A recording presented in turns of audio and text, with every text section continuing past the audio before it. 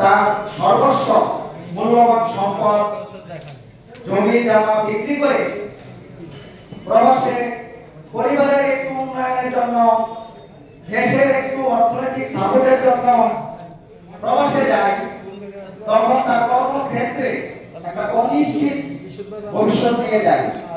আজকে আমার দেশের সাধারণ প্রবাসীরা তারা জানে না আজকে সৌদি আরব দিয়ে কি কাজ করবে, দুবাই দিয়ে কি কাজ করবে, সিঙ্গাপুর দিয়ে কি কাজ করবে, তাদেরকে শুধু ভিসাটা ধরে দেওয়া হয়। আমাদের সরকার তাদেরকে স্কিল ডেভেলপ করে দেয় নাই, তাদেরকে ওই দেশের ভাষা শিক্ষা দিয়ে দেয় নাই, তাদেরকে সেই রকম একটা সুন্দর পরিবেশ তৈরি করে দেয় নাই।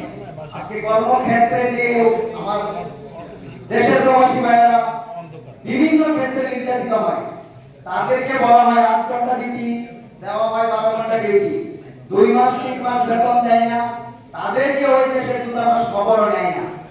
আজকে তারা যারা প্রবাসে আছে তাদের যতটুকু ইনকাম করে দেশে, আমাদের দেশে তার পরিবারের জন্য পাঠায়, তার পরিবার যদি কোথাও বিনিয়োগ করে, কোথায় জমি কিনে বা কোথাও একটা সম্পদ করে, ওইটারও অনিশ্চিত হয়ে যায় এবং তার পরিবার নিরাপত্তাহীনতায় ভোগে। একটা প্রবাসী ভাই যখন দূর প্রবাসে চলে যায়, তখন তার পরিবারটা একাকী হয়ে যায়।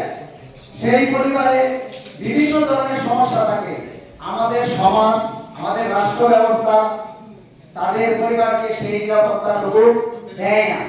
আসলে প্রবাসীরা এত কষ্ট করে দেশের অর্থনীতিকে সাপোর্ট দিয়ে যায়, ডলার সংগ্রহ করে যায়, তাদের পরিবারটুকুকে আমাদের ওই রকম একটু সাপোর্ট দেওয়া দরকার, নিরাপত্তা দেওয়া দরকার, তাদের একটু খোঁজ খবর নেওয়া দরকার।